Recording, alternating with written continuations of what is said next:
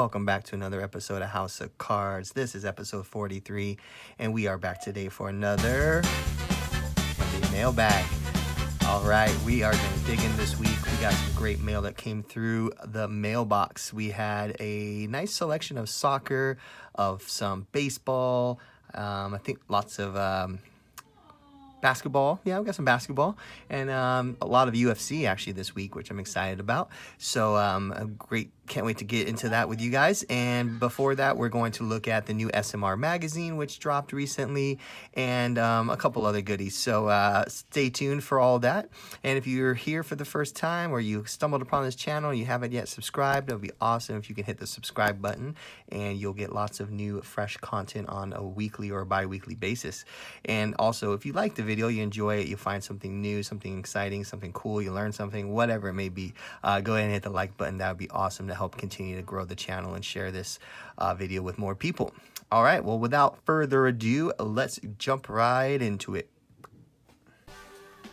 All right, let's start off with this month's issue of SMR magazine, Sports Market Report. This is from the PSA Collectors Club, so if you're a member, you get these sent to you every month, so they're pretty cool, and I look forward to getting it every month because I think there's always some good content in here. So this month, Yogi Bear is obviously on the front here. Bear is also, you know, who they named the cartoon character after, if you didn't know, Yogi Bear. But he was a great Yankees catcher for many years, pretty old school, so if you're not into collecting vintage baseball, you're probably not too familiar, but an all-time great Hall of Famer for sure. Okay, so something that you probably are interested in, I'm speaking to my younger listeners out there or people who collect modern. We got a nice Justin Herbert spread here, which I thought was great because I think a lot of people are super high on Justin Herbert, and for all the right reasons. He looked amazing in his rookie season, very poised, very just cool, calm, and collected. Think he broke rookie records for passing yards and all that good stuff, so he's definitely got a bright future ahead of him. So again, just kind of cover some of his basic rookie cards and what's out there.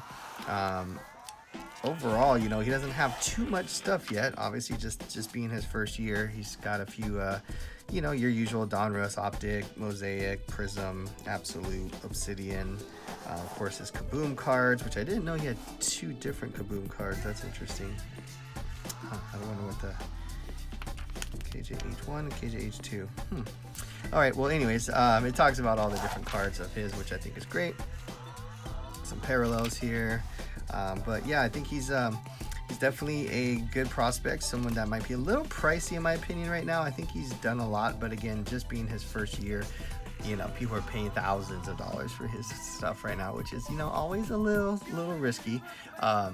But you never know. He could end up becoming the next, you know, Aaron Rodgers or Tom Brady, but we shall see. All right. And then the other article, which in here I thought was interesting. Again, here's the whole price guide, which again, whatever. Now I'm a little aged out of Dragon Ball, but I understand it's a huge market and tons of fans, and it's just got a great IP. So if you're interested in Dragon Ball, it's pretty cool that they did a whole article about it here. So they interview this guy who's a super collector, has a lot of cool stuff. But yeah, I'll probably just read it just because, again, I like to just kind of know what's going on out there, and you know, some of these things are really cool, but not my, you know, expertise by any stretch of the imagination. But it's you know, I can appreciate all these things because I think every niche has a collector base, so it's cool to see them spotlighting some that aren't very typical. So anyways, there's this month's issue of SMR. All right, let's check out some of this mail. This is a FedEx package that kept getting delayed. I think it's from overseas, of course. I just torture myself by ordering all these things from overseas.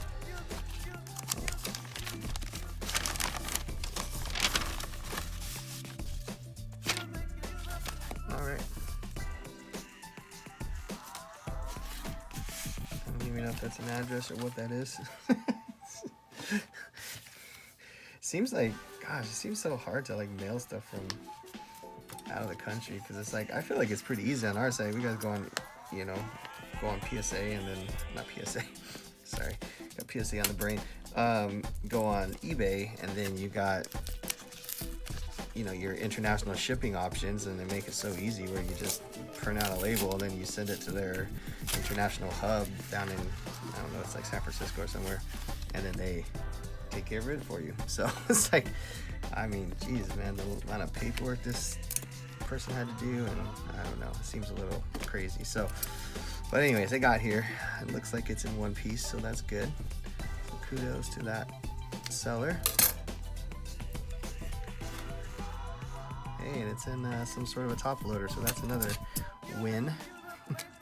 We see my last couple of videos, there's been some kind of sketchy moments there with cards that's being sent raw. All right, cool. So this this was a 2-card lot of Messi stickers. So I won't take them out quite yet because I'm not quite prepared, but this one I believe is his 2005, I believe. So his second year sticker, and then this also I believe is his 2005. I feel really not giving you guys much great information here. Let me see if I can pull it up on my purchase history so I can actually say the right card, just in case you guys are interested in looking these up. Here we go. So yeah, they're both 2005, so I got that part right. It's the 2005 Panini sticker, and then the other one is the let's see here, so 2005, okay, Champions of Europe Panini sticker, which is this one, and then the 2005 Ediciones Este Liga sticker, which I don't know which one's right. I'm sorry guys, I'm failing you guys. Anyways, they're both really nice stickers that are pretty sought after, so I'm glad I got these in, but I'm just failing. Look, it's the same picture there and there. It's interesting. But second year Messi stickers, again, Messi is obviously just gone bananas in his pricing recently, so luckily I got in a few good purchases early enough that I didn't end up paying the current prices, because whew, they might keep going up, because again, we're talking about GOATs, right? We're talking about Michael Jordan type, figures within soccer. Who's to say that some of his rookie cards might not be 6-figure. Actually they already are. His Mega Cracks is already a 6-figure card. But anyways, long story short is I think there's a lot of room on Messi, because he's just, such a highly regarded player that I don't think many people are ever gonna not want to collect Messi. Okay.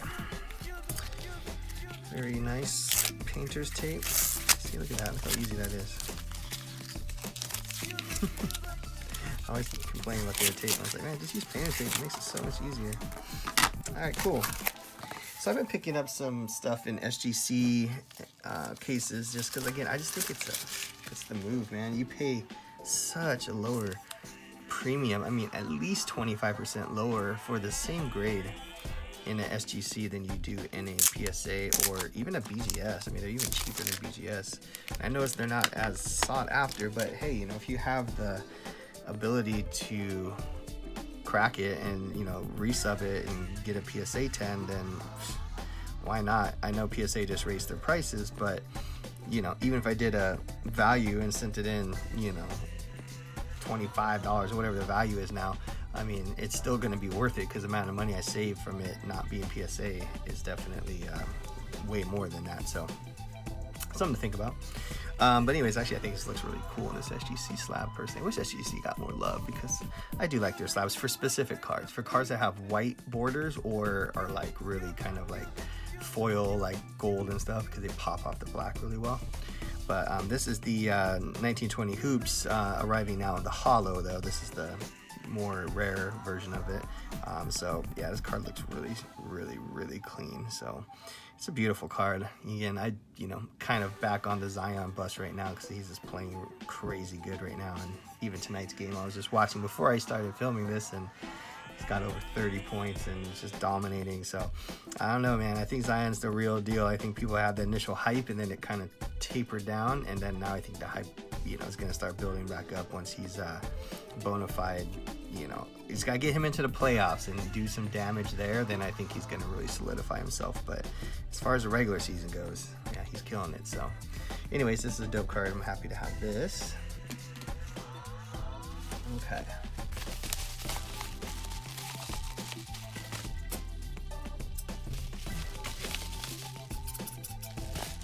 Let's see.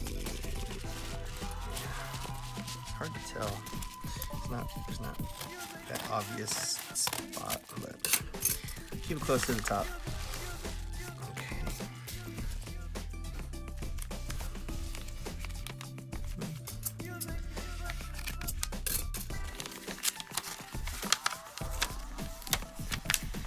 All right. So I just released a video about this last week. What is like saran wrap on here? About UFC 2009 UFC round 1 card. So put my money where my mouth is. I just don't talk about it. I actually buy the things I talk about, because if I believe in something enough to make a video about it, you're damn right I'm going to be also picking some of it up. So this seller had multiple cards in his lot, so I felt good about it. And you know, sometimes it's nice too because you get that savings on the shipping. But these are 2 of my favorite fighters from the set, so that is awesome. If I can ever get this damn saran wrap off, then I will be happy to share with you. Here we go. All right, so this is the round 1 cards, and these look actually in really good shape. These things are hard to get in like pretty crispy shape. They're, you know, typically they're 8s and 9s when you get them back because they have this black border and the dark color, so a lot of chipping happens. But yeah, look how beautiful these look. So these are just the base cards. So this is the Nate Diaz base card, and of course every time they have the card they'll show the person's name bigger, if like who the actual card is, and then the kind of the, you know, his opponent's name smaller. It's a little confusing because I know like some people are like, wait, is this like a dual card? But it's just the way they did it, because I think they wanted to like recognize who the person was in the photo also, not just show one guy and then be like, wait, which one is which, you know? So anyways, this is Nate Diaz, and then this one I'm really stoked on. This is the legend Hoist Gracie, his card, which, yeah, I mean, it's funny because you can tell like this picture looks so, you know, compared to Nate's picture, it's like, looks like it's like from like 20 years ago, just because, you know, when UFC first started, I don't think they had a lot of like great like photography and stuff, because it was so, you know, kind of new and sort of, you know, unproven. So I don't know if they invested a lot of money into like getting great photographs and stuff like that. So anyways, this is pretty, you can just tell the picture looks old, but it's obviously nothing wrong with the card itself. It wasn't like left out in the sunshine or anything. But yeah, those 2 cards are awesome. I'm super excited to have those. All right, another thick one here.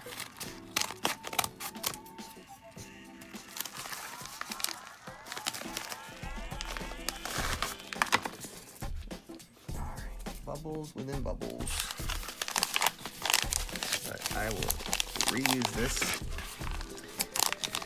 Just sold a couple things recently, so I gotta get those off. Oh yeah. So I did it again. Another SGC move. Now it's just, I mean, it just makes sense to me, because if it's something that I'm going to be holding on to for a while, you know, like if it's something that I'm not trying to do like a quick flip or, you know, anything like that, or, you know, trying to see it go up in price in the next month or 2, or get ready for the playoffs or Super Bowl or whatever, like something like this where I just want it for my personal collection, like there is nothing wrong with getting an SGC, because, well, I mean, look how nice that looks in there. It just looks clean.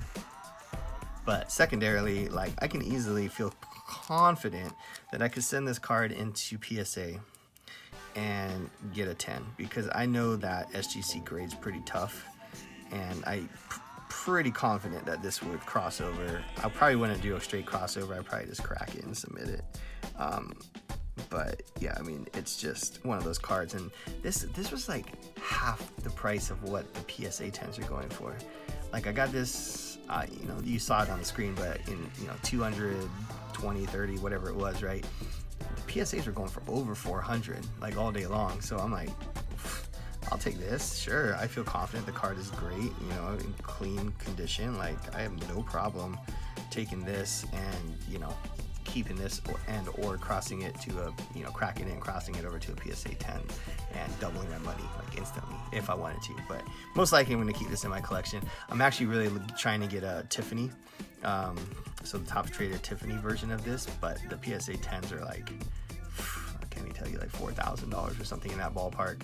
Even the 9s are like $2,000. So I might, you know, put my feelers out for an SGC version of the Tiffany, because again, if I can find one in a lower grading company's version and save myself 20, 30, 40, 50%, great deal in my opinion. So anyways, awesome 89 traded Griffey classic card, all time, one of the all-time most, you know, recognized cards. So I'm definitely excited to have this in a nice perfect 10. So anyway, all right, we got this guy here.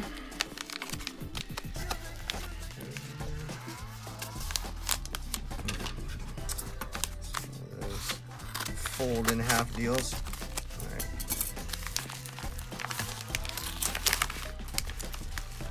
There we go. So I just saw this. Gosh, look how big these slabs are. This card just moves back and forth. Jeez. Anyways, I've always wanted one of these in a gym mint. However, they're pretty expensive in a PSA. So me being the opportunist, I saw this whatever company gym grading version, and it looked pretty darn good in the pictures. The centering is always the hard part on these, and of course the black borders are tricky too, but I mean, it looks pretty darn good. I don't see any, I mean, it's hard to tell, you know, I mean, it looks good. There's no chipping, corners are sharp. I mean, there's maybe a little white dot there on the corner, but very, very, very, very, very, very small. But anyways, yeah, I just always love this card, and it's super hard to get this in a gym mint. It's just one of those, this whole set is just hard, 89 Donruss. So anyways, saw this, got it for a decent price. It wasn't that much more than raw, so I figured why not give it a shot. Maybe there's, you know, a chance of cracking it and submitting it, but I'll have to look at it a little bit closer, make sure it's worth it, and then yeah, if it looks good, then I definitely think there might be an opportunity to send this in. So nice little 89 Donruss rated rookie Griff. All right. Got some international. There's an envelope. Interesting. It's scary, but you know, my luck with these international shipments, they're like 50-50 if the thing is actually in the top loader. But we'll see here. Oh, there it is. Very nicely done. In a top loader and everything. It's taped to the paper.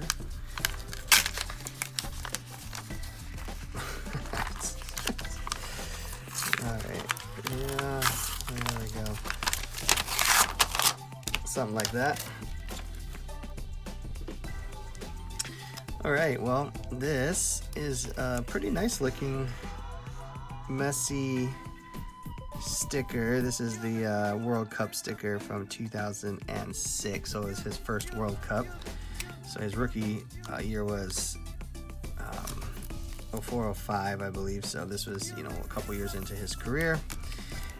His first World Cup, which is usually a pretty landmark sort of, you know, kind of time for a player to be in their first World Cup. So this was his and Ronaldo's first World Cup was the 2006. So pretty cool stickers. Centering on these is always tricky. It's just one of those things. They cut them very just haphazardly. They don't, it's not like, you know, when you're making cards, the cuts are usually, you know, fairly okay. Of course, things are off-centered here and there, but stickers are notoriously bad for being centered. So this one actually looks pretty clean. So yeah, I think this one would definitely be a candidate. I'll take it out and look closer at the actual sticker, but looks pretty good so far. So nice 2006 World Cup Messi sticker. Okay.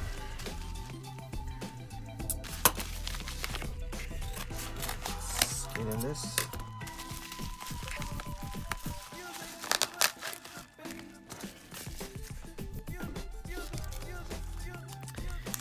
DC Sports 87. I end up buying a lot of stuff from this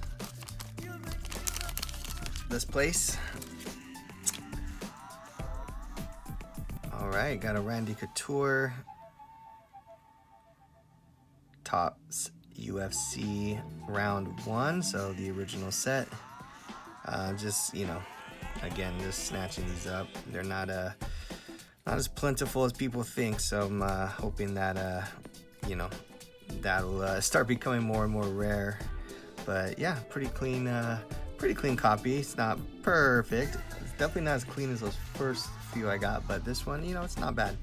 I think this will definitely be possibly worthy to get graded. I'm just gonna just get all of these graded at once. I got a few more coming in the mail, so I definitely want to send these off. I'll probably just send them on a slow value service, just because, you know, you gotta be able to justify those new PSA prices now. But again, I have no rush to get these back. I think UFC is gonna continue to grow and grow and grow. So I think, you know, in a year when I get them back, they'll probably be even more valuable. So anyways, very cool. Randy Couture UFC round 1. All right, let's start with this one.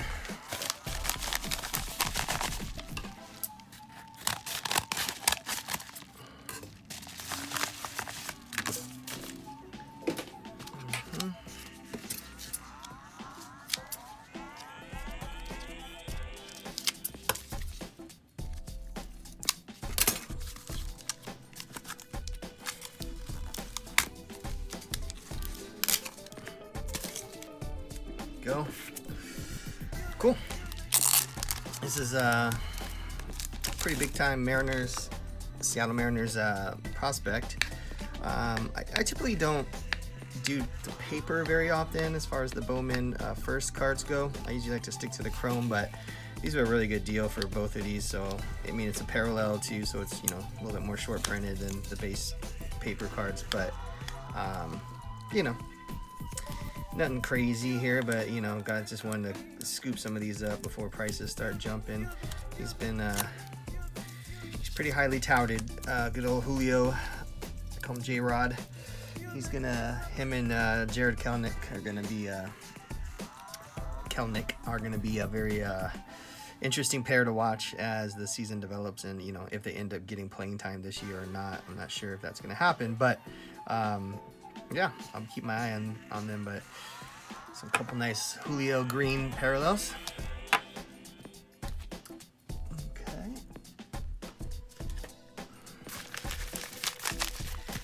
Huh, this one feels heavy. It's like one of these times I'm just gonna open up like something totally random that's not a card. You guys are gonna be like, what the hell's that?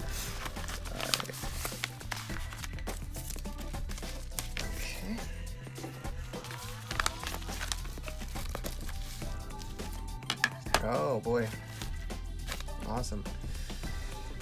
Sorry about that. Consignment. Huh, these guys are supposed to be consigning. Sportscardauctions.com. Well, this one I am excited about. I am very bullish on Zion right now. I just think that he's proving himself in his, you know, second year. I mean, first full year, let's call it what it is.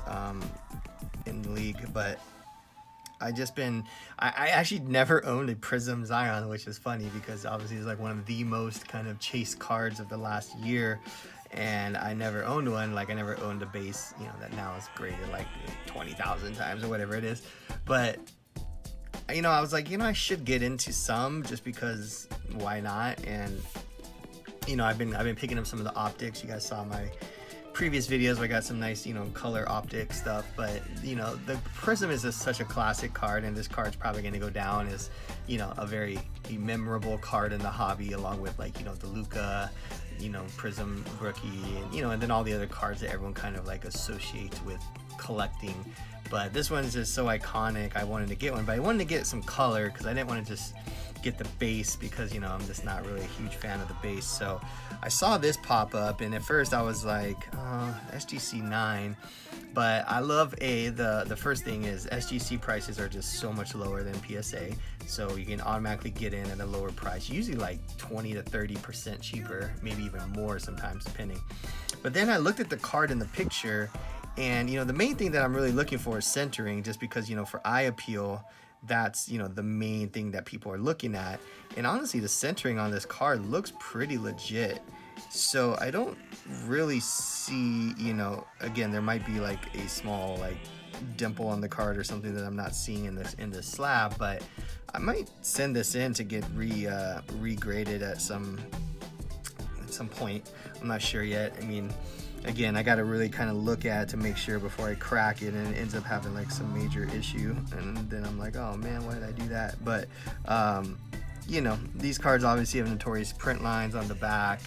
There's just kind of like a checklist of things that you always got to kind of look for with Prism that could potentially cause it to get a bad grade. But honestly, just giving it the quick once over here, it looks pretty solid. I think the centering is good enough to get, probably, I think I could at least cross this over to a PSA 9, which would obviously give it much more value than an SGC 9, but there could even be an opportunity to send it to Beckett to maybe get a 9.5 depending on the subgrades. I would just have to kind of check it out to make sure that nothing would because the centering is not going to be perfect. I think it's probably in the 9.5 range on centering with Beckett.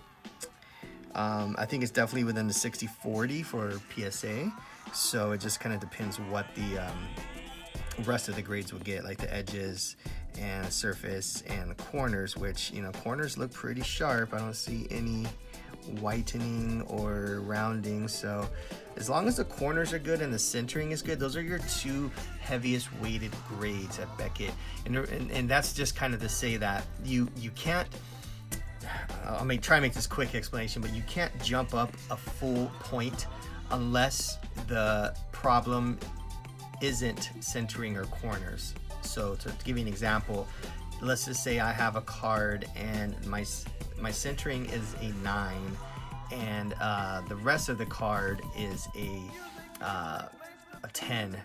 I could jump that up to a 10 as long as the centering is good. Okay, never mind, I screwed that up. Sorry, it's very confusing. Basically, the rule of thumb is you can jump up only half a point if all of your other grades are above a certain number, but if the grades that are centering or corners are the lower grades, then you can't jump up more than half a point. But if they're not centering or corners, which would leave surface and edges, if those are your two lowest points, then you can jump up a full point if your centering and edges are strong. So anyways, hope that makes sense. Very confusing, sorry. Maybe I'll edit that part out, or I'll leave it in for comic relief. But anyways, Zion, this is the orange cracked ice. I love this card. It looks great. You got the little kind of jersey match there, even though it's technically more of a gold on the jerseys, but it looks good in this picture. So very excited to have this card. All right.